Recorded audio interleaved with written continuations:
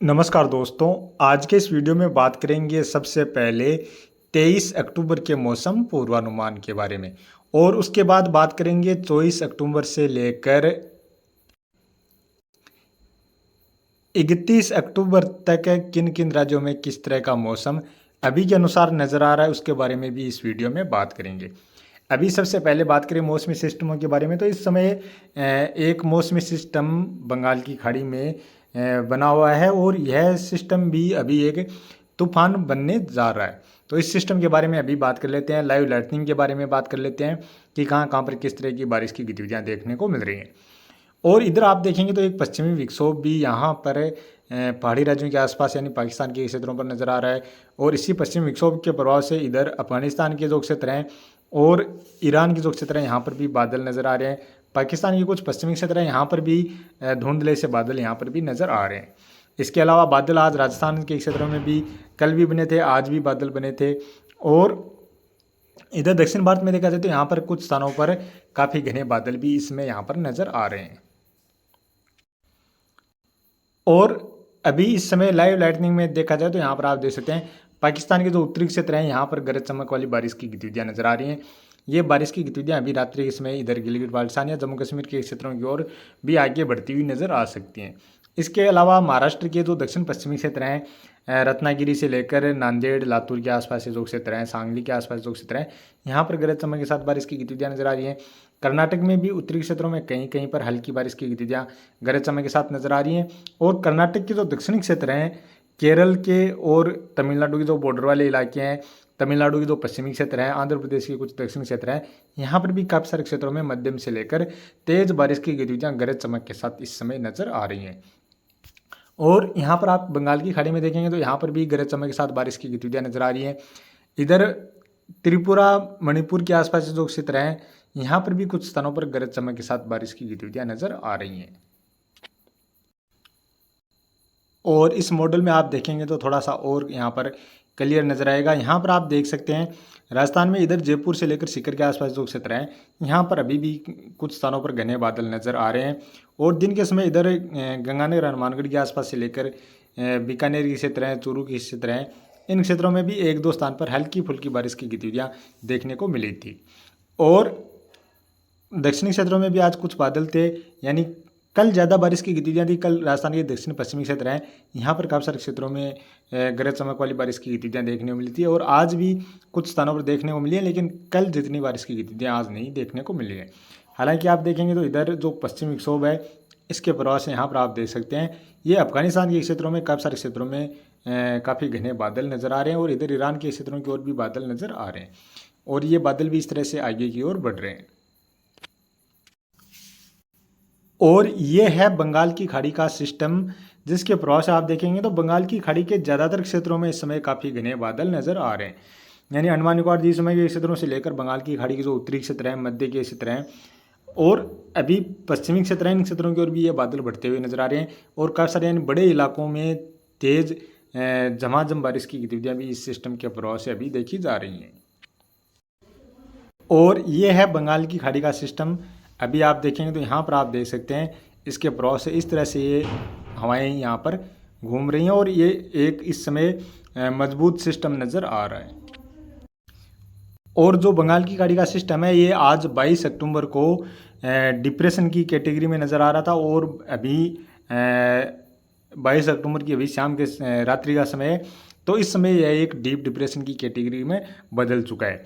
और अभी देखा जाए तो आज रात्रि के बाद यानी 12 बजे के बाद से ये एक साइक्लोन स्टॉर्म की श्रेणी में पहुंचता हुआ नज़र आने वाला है। कल 23 अक्टूबर को यह साइक्लोनिक स्टॉर्म की श्रेणी में रहेगा। 24 अक्टूबर को यह सीवियर साइक्लोनिक स्टॉर्म की श्रेणी में चला जाएगा, यानी भीषण अति भीषण चक्रवाती तूफान बन जाएगा। और इस दौरान इसमें हवाओं की जो रफ्तार है वो 100 किलोमीटर प्रति घंटा की रफ्तार से लेकर 120 किलोमीटर प्रति घंटा की रफ्तार से इसमें हवाएं चल सकती हैं। और अभी आज देखा जाए तो इसके अंदर लगभग 60-70 किलोमीटर प्रति घंटा की रफ्तार से लेकर लगभग 80 किलोमीटर के बीच की इसमें हवाओं की रफ्तार देखी जा रही है। और इसके बाद 24 अक्टूबर के बाद 25 अक्टूबर को ही यह वापस से साइक्लोनिक स्टॉर्म की श्रेणी में पहुंच जाएगा और 25 अक्टूबर को ही डीप डिप्रेशन की कैटेगरी में पहुंचता हुआ नजर आ रहा है। और अभी से ही जो मछुआरे बंगाल की खाड़ी में जाते हैं वो ख़ास तौर पर ध्यान रखें, क्योंकि बंगाल की खाड़ी का जो उत्तरी हिस्सा और जो मध्य का हिस्सा है, यहाँ पर इस भीषण चक्रवाती तूफान के प्रभाव से काफ़ी ऊंची लहरें भी उठने वाली हैं। लहरें भी उठ रही हैं अभी भी, और ज़्यादा यहाँ पर इन लहरों की ऊंचाई बढ़ने वाली है। तो अभी आने वाले 3-4 दिनों के दौरान अपनी सेफ्टी का पूरा यहाँ पर ध्यान रखें।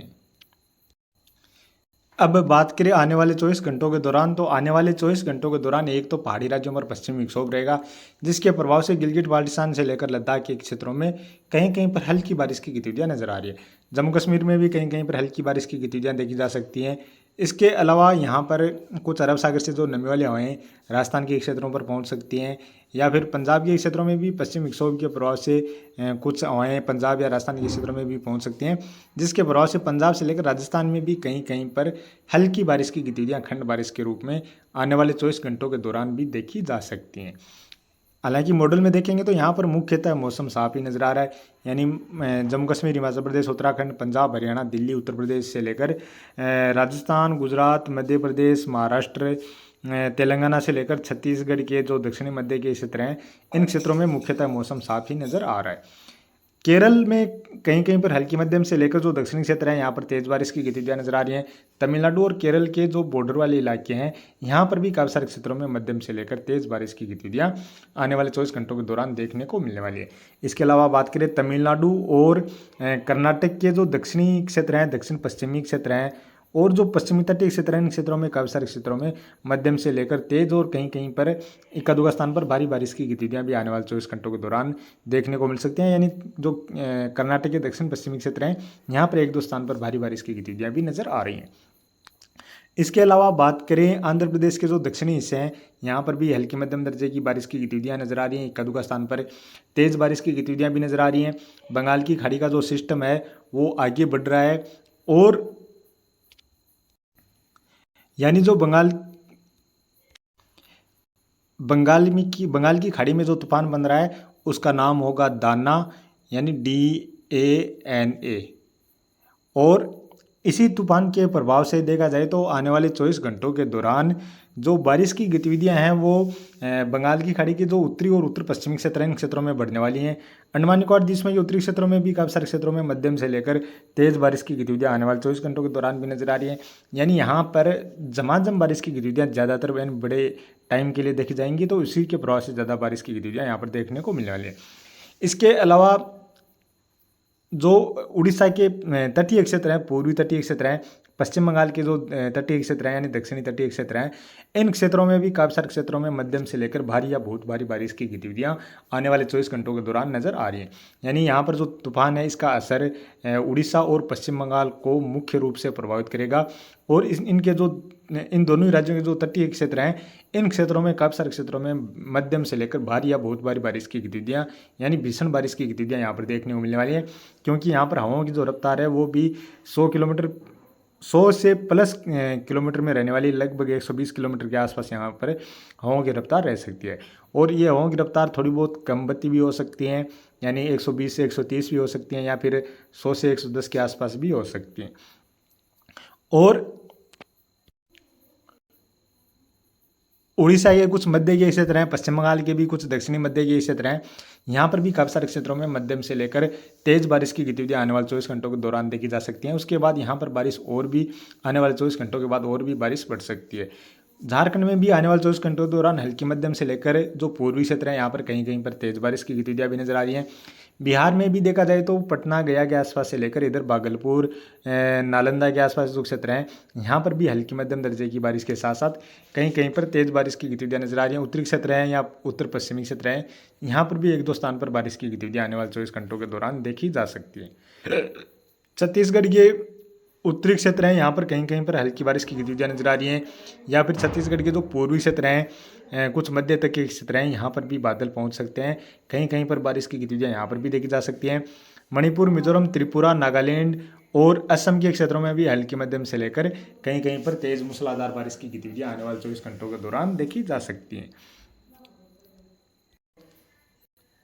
तो यानी कुल मिलाकर देखा जाए तो आने वाले 24 घंटों के दौरान ही बंगाल की खाड़ी का जो सिस्टम है वो साइक्लोन में बदल जाएगा और उसका सीधा असर उड़ीसा और पश्चिम बंगाल के तटीय क्षेत्रों को प्रभावित करता हुआ नज़र आ रहा है। तो इस दौरान आप सावधानी के रूप में देख सकते हैं कि जो पेड़ वगैरह हैं उनसे तो थोड़ा दूर हटके रहें, क्योंकि पेड़ पौधे भी इतनी जब हवाओं की रफ्तार होती है तो पेड़ पौधे भी गिर जाते हैं और जो तार वगैरह होते हैं वो टूट जाते हैं, और या कहीं पर जो टिन वगैरह की छत डाली हुई होती है तो वो टिन की छतें भी गिर जाती हैं। तो इन चीज़ों का पूरी तरह से ध्यान रखें और बचाव से संबंधित जो भी उपाय आप तूफान के आने से पहले कर सकते हैं वो आपको पहले कर लेना चाहिए। और बात करें 24 अक्टूबर की, 24 अक्टूबर को भी जो साइक्लोन दाना है उसके प्रभाव से पश्चिम बंगाल और उड़ीसा के जो उत्तर पूर्वी क्षेत्र हैं इन क्षेत्रों को प्रभावित करता हुआ नजर आ रहा है। यहाँ पर काफ़ी सारे क्षेत्रों में मध्यम से लेकर भारी या बहुत भारी बारिश की गतिविधियाँ भी यहाँ पर नजर आ रही हैं। इसके अलावा बारिश छत्तीसगढ़ के उत्तरी क्षेत्रों से लेकर उड़ीसा, झारखंड के क्षेत्र हैं, बिहार और पश्चिम बंगाल के उत्तरी क्षेत्रों की ओर भी बारिश की गतिविधियाँ नजर आ रही हैं।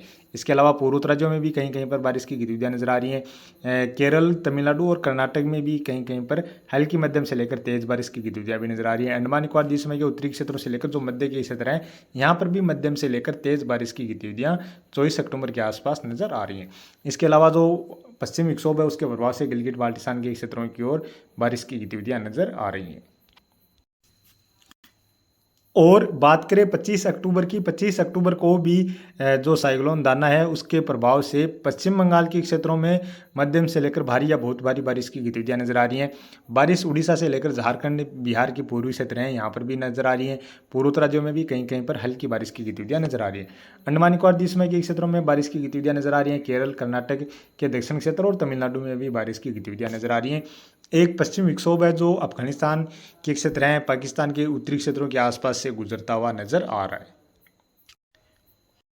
और बात की जाए 26 अक्टूबर की, 26 अक्टूबर को भी देखा जाए तो जो साइक्लोन दाना है उसके प्रभाव से उड़ीसा के साथ साथ झारखंड और पश्चिम बंगाल में बारिश की गतिविधियां नजर आ रही हैं। इसके अलावा अंडमान निकोबार द्वीप समूह के क्षेत्रों में भी बारिश की गतिविधियां नजर आ रही हैं। केरल और तमिलनाडु में भी कहीं कहीं पर हल्की बारिश की गतिविधियां नजर आ रही हैं। पूर्वोत्तर राज्यों में देखा जाए तो यहाँ पर भी कहीं कहीं पर हल्की बारिश की गतिविधियां ही नजर आ रही हैं। और बात करें 27 अक्टूबर की, 27 अक्टूबर को भी छत्तीसगढ़ के साथ साथ झारखंड, बिहार के दक्षिणी क्षेत्र, पश्चिम बंगाल और उड़ीसा में बारिश की गतिविधियां नजर आ रही हैं। अंडमान निकोबार द्वीप समूह के क्षेत्रों में बारिश की गतिविधियां नजर आ रही हैं। केरल में और कर्नाटक के जो दक्षिण पश्चिमी क्षेत्र हैं यहाँ पर भी कहीं कहीं पर हल्की बारिश की गतिविधियां नजर आ रही हैं। पश्चिमी विक्षोभ के प्रभाव से गिलगिट बाल्टिस्तान के क्षेत्रों में बारिश की गतिविधियां नजर आ रही हैं। और बात की जाए 28 अक्टूबर की, 28 अक्टूबर को भी जो पश्चिमी विक्षोभ है उसके प्रभाव से गिलगिट बाल्टिस्तान से लेकर जम्मू कश्मीर के क्षेत्रों में कहीं कहीं पर हल्की बारिश की गतिविधियां नजर आ रही हैं। इसके अलावा जो पूर्वी तटीय क्षेत्र हैं छत्तीसगढ़, उड़ीसा के साथ साथ झारखंड, बिहार के दक्षिण क्षेत्र, पश्चिम बंगाल, इधर मणिपुर, मिजोरम, त्रिपुरा, आंध्र प्रदेश और तेलंगाना के जो क्षेत्र हैं, कुछ महाराष्ट्र के पूर्वी क्षेत्र हैं, यहाँ पर कहीं कहीं पर हल्की मध्यम दर्जे की बारिश की गतिविधियां नजर आ रही हैं। केरल और कुछ कर्नाटक के क्षेत्र हैं, यहाँ पर भी बारिश की गतिविधियों में फिर से थोड़ी सी बढ़ोतरी नजर आ रही है। यानी यहाँ पर जो साइक्लोन है वो बिल्कुल पूरी तरह से यहाँ पर निष्क्रिय हो जाएगा, तो उसके बाद यहाँ पर फिर से बारिश की गतिविधियाँ थोड़ी बढ़ती हुई नजर आ रही हैं। और बात की जाए 29 अक्टूबर की, 29 अक्टूबर को भी यहाँ पर पश्चिम विक्षोभ के प्रभाव से जम्मू कश्मीर और गिलगिट बाल्टिस्तान के क्षेत्रों में कहीं कहीं पर हल्की बारिश की गतिविधियाँ नजर आ रही हैं। इसके अलावा पूर्वोत्तर राज्यों में मणिपुर, मिजोरम, त्रिपुरा में हल्की बारिश की गतिविधियाँ, और बिहार के दक्षिणी क्षेत्र हैं झारखंड, पश्चिम बंगाल, उड़ीसा, छत्तीसगढ़ में भी कहीं कहीं पर हल्की बारिश की गतिविधियाँ नजर आ रही हैं। मध्य प्रदेश के पूर्वी, दक्षिण पूर्वी क्षेत्र हैं, यहाँ पर भी अभी के अनुसार कहीं कहीं पर हल्की बारिश की गतिविधियाँ नजर आ रही हैं। हालांकि अभी यहाँ पर थोड़ा बहुत मॉडल में जिस तरह की बारिश की गतिविधियाँ नजर आ रही हैं इसमें और भी फेरबदलाव देखने को मिलने वाला है। महाराष्ट्र के जो पूर्वी क्षेत्र हैं, तेलंगाना, कर्नाटक के क्षेत्र हैं, छत्तीसगढ़, उड़ीसा के दक्षिणी क्षेत्र हैं, आंध्र प्रदेश के क्षेत्र हैं, और इधर केरल और कर्नाटक के जो पश्चिमी तटीय क्षेत्र हैं यहाँ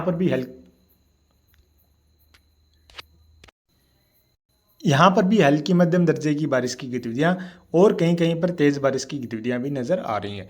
अंडमान निकोबार द्वीप समूह के क्षेत्रों में लगातार बारिश की गतिविधियां जारी रहती हुई नजर आ रही हैं।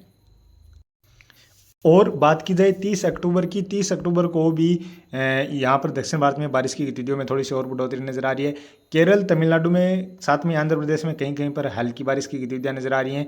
कर्नाटक के साथ साथ महाराष्ट्र के जो दक्षिणी क्षेत्र हैं, छत्तीसगढ़ के दक्षिणी क्षेत्र हैं, तेलंगाना के क्षेत्र हैं, यहाँ पर हल्की मध्यम दर्जे की बारिश के साथ साथ कहीं कहीं पर तेज़ बारिश की गतिविधियाँ भी नजर आ रही हैं। गोवा में भी तेज़ बारिश की गतिविधियाँ नजर आ रही हैं।